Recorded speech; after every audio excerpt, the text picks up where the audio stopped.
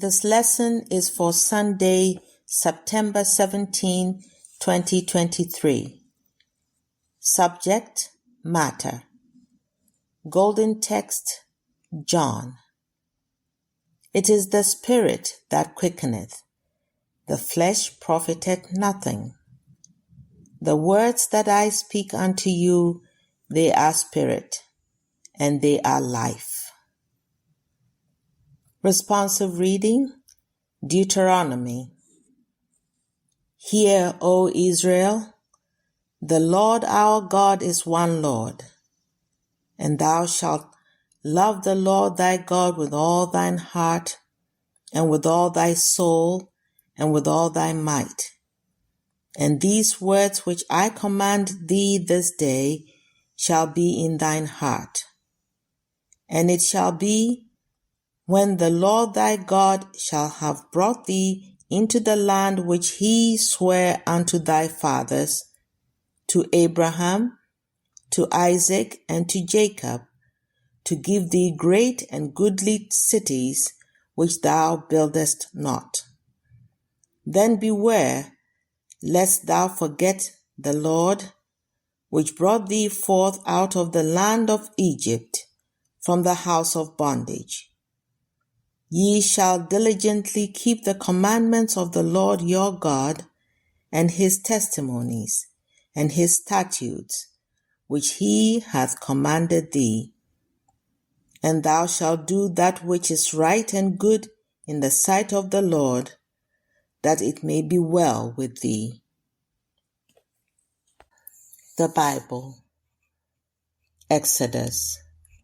And God spake all these words, saying, I am the Lord thy God, which have brought thee out of the land of Egypt, out of the house of bondage. Thou shalt have no other gods before me. Thou shalt not make unto thee any graven image, or any likeness of anything that is in heaven above, or that is in the earth beneath, or that is in the water under the earth. Thou shalt not bow down thyself to them, nor serve them.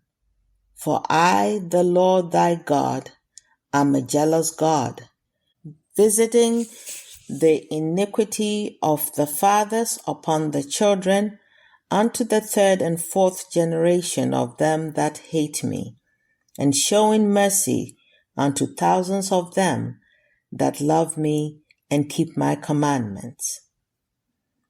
Ecclesiastes. The words of the preacher, the son of David, king in Jerusalem.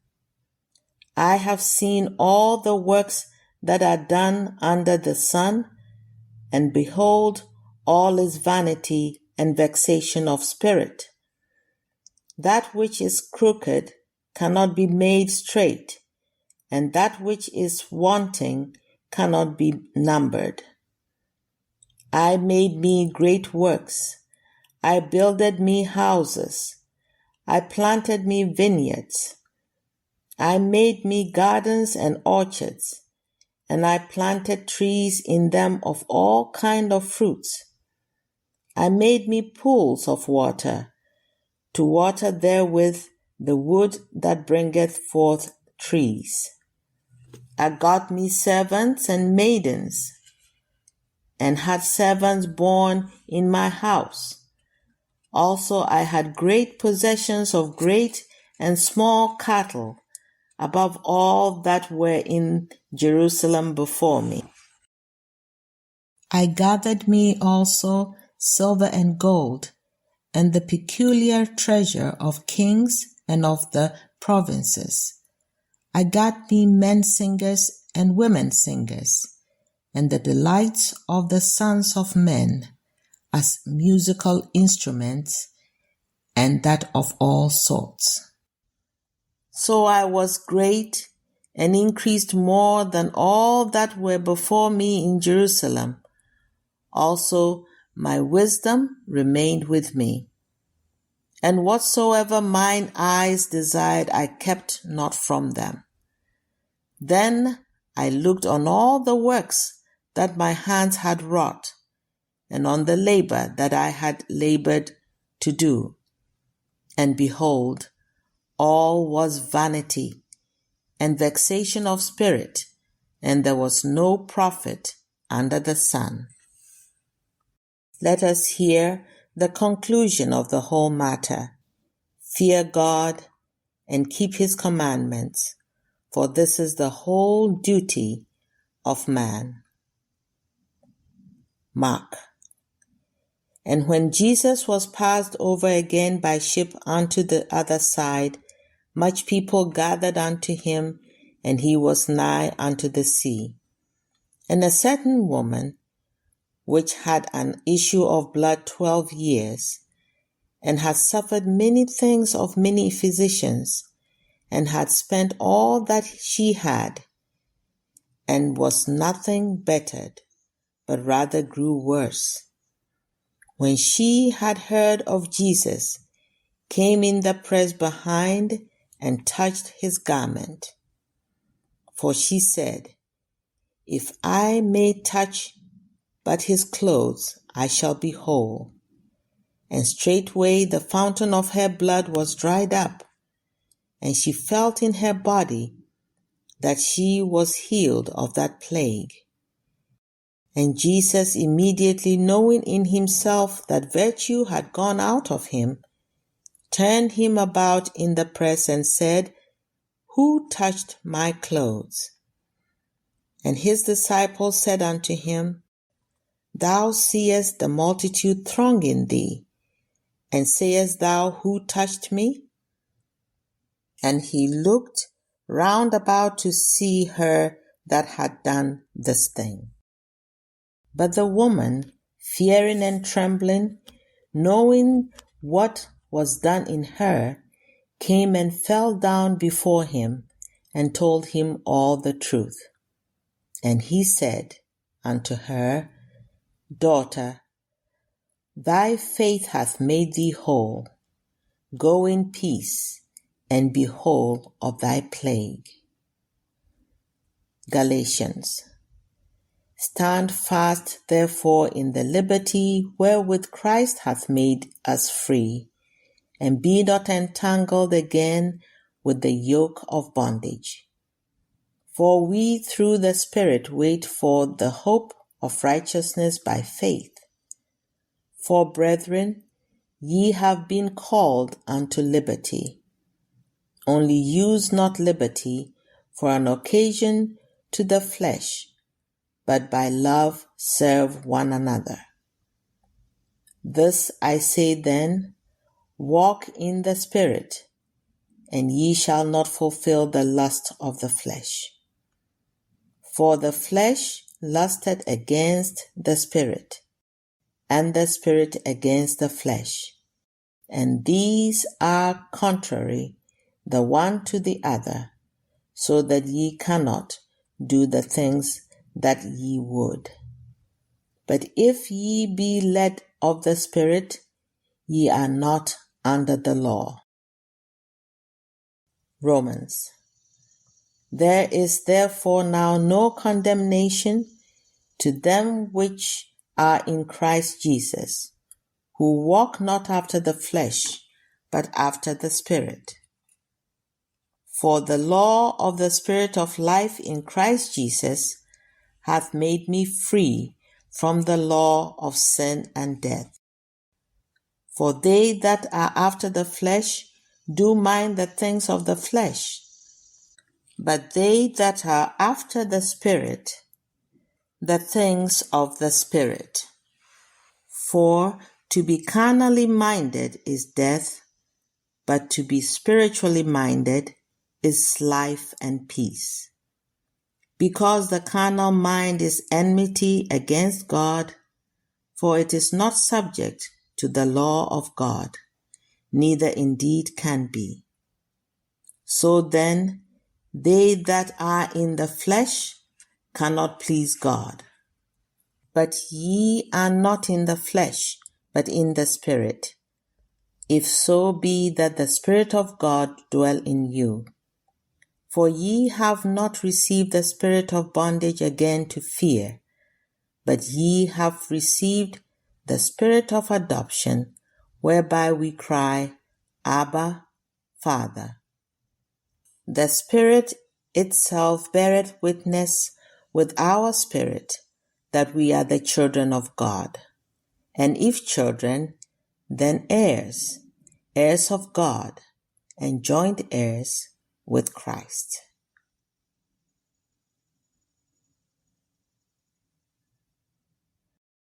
I will now read correlative passages from the Christian Science textbook, Science and Health with Key to the Scriptures by Mary Baker Eddy.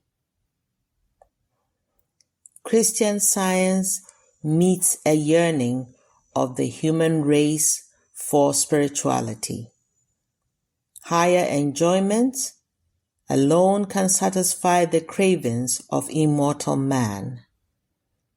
To ascertain our progress, we must learn where our affections are placed and whom we acknowledge and obey as God.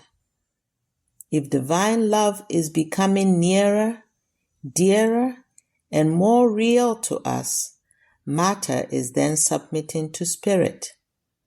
The objects we pursue and the spirit we manifest reveal our standpoint and show what we are winning.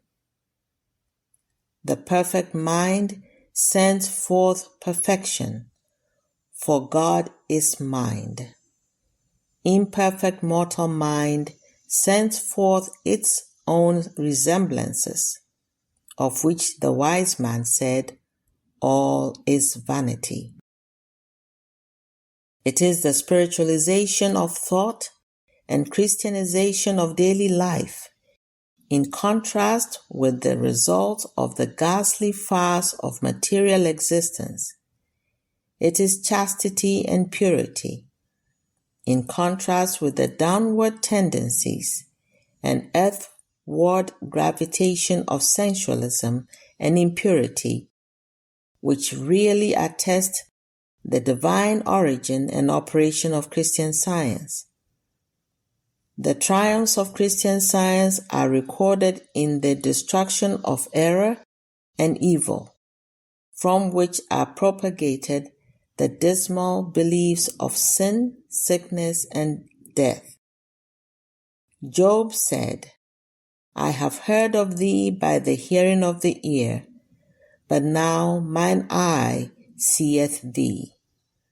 Mortals will echo Job's thought when the supposed pain and pleasure of matter cease to predominate. They will then drop the false estimate of life and happiness, of joy and sorrow, and attain the bliss of loving unselfishly, working patiently, and conquering all that is unlike God.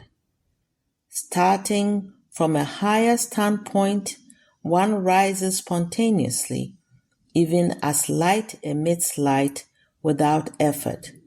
For where your treasure is, there will your heart be also. Divine Science deals its chief blow at the supposed material foundations of life and intelligence. It dooms idolatry. A belief in other gods, other creators, and other creations must go down before Christian Science. It unveils the results of sin as shown in sickness and death. When will man pass through the open gate of Christian Science into the heaven of soul, into the heritage of the firstborn among men? Truth is indeed the way. The ancient Christians were healers. Why has this element of Christianity been lost? Because our systems of religion are governed more or less by our systems of medicine. The first idolatry was faith in matter. The schools have rendered faith in drugs the fashion rather than faith in deity. by trusting matter to destroy its own discord, health, and harmony, have been sacrificed. Such systems are barren of the vitality of spiritual power, by which material sense is made the servant of science and religion becomes Christ-like. Material medicine substitutes drugs for the power of God, even the might of mind, to heal the body.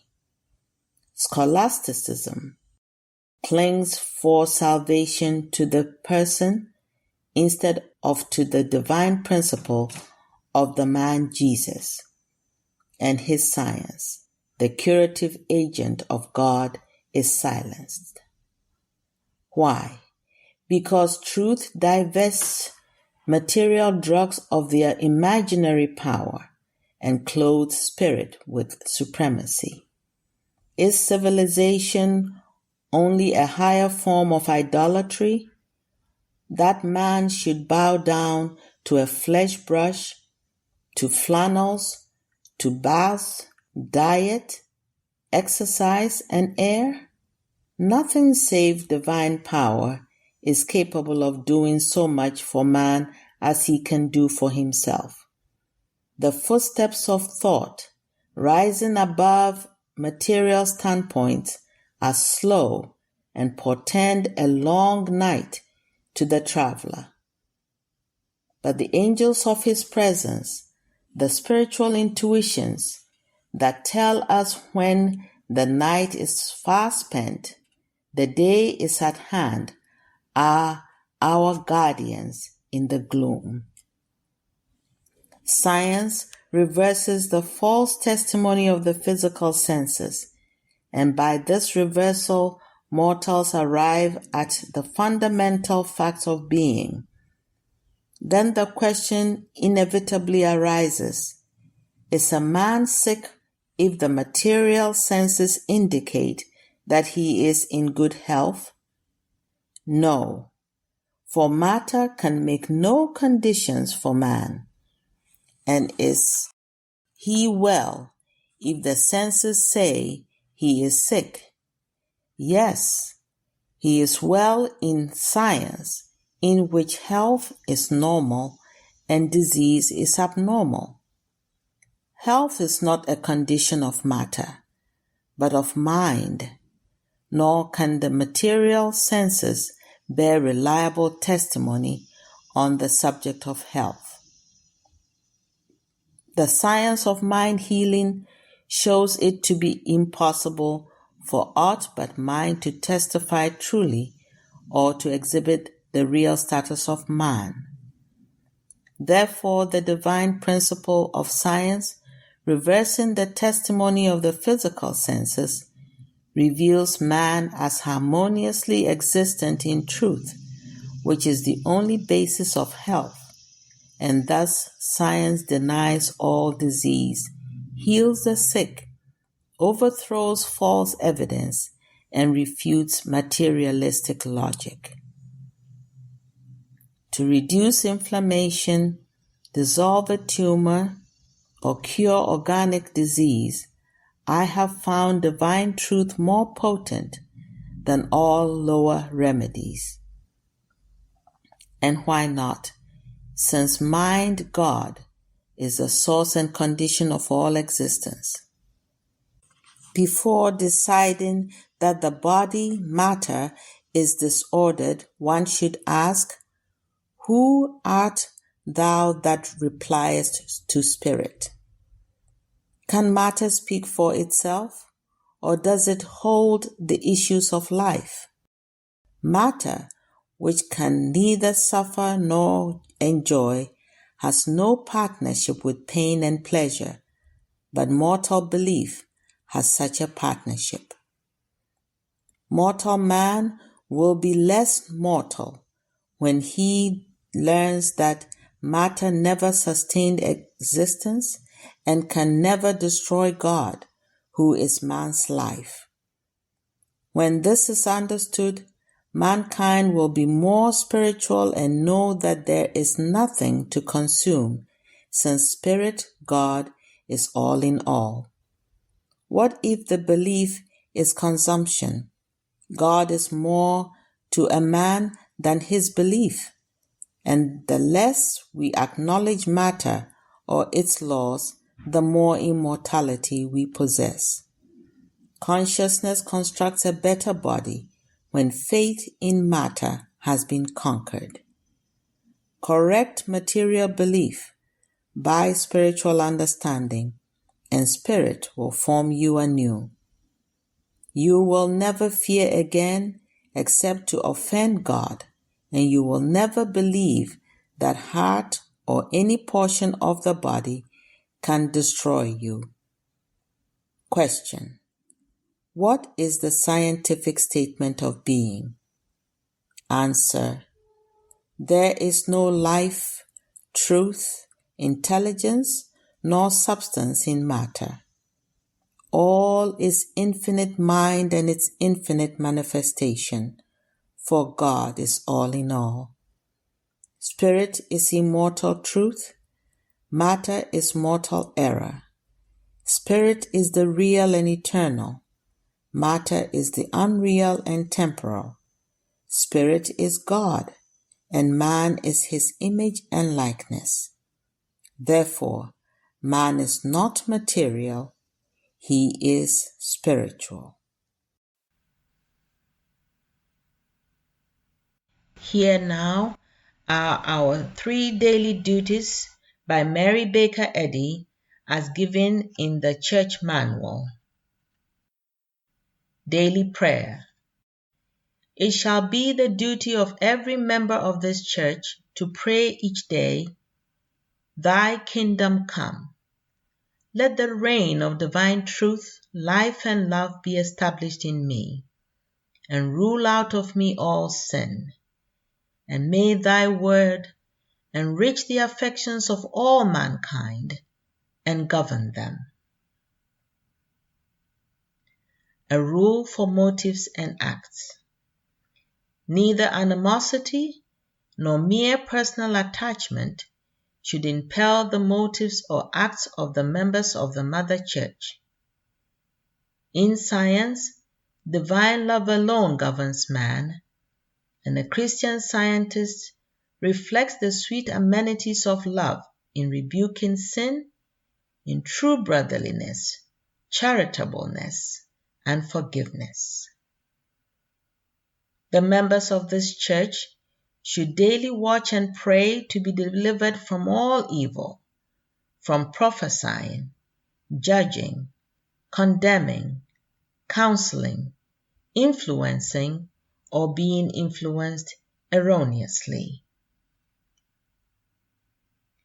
Alertness to duty. It shall be the duty of every member of this church to defend himself daily against aggressive mental suggestion, and not be made to forget nor to neglect his duty to God, to his leader, and to mankind. By his works he shall be judged, and justified or condemned. And from Science and Health with Key to the Scriptures by Mary Baker Eddy, page 442. Christian scientists, be a law to yourselves that mental malpractice cannot harm you either when asleep or when awake. Thank you for listening, and let some truth from the lesson help you make it a great day. You may visit our website, plainfieldcs.com, for more information.